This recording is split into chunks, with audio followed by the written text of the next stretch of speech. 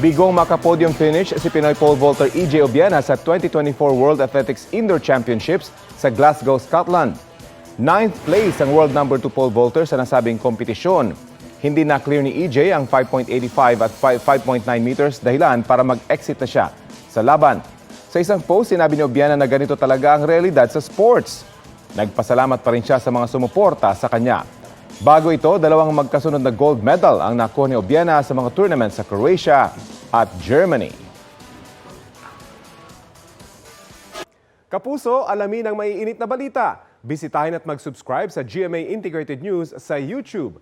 Sa mga kapuso abroad, samahan niyo kami sa GMA Pinoy TV at sa www.gmanews.tv.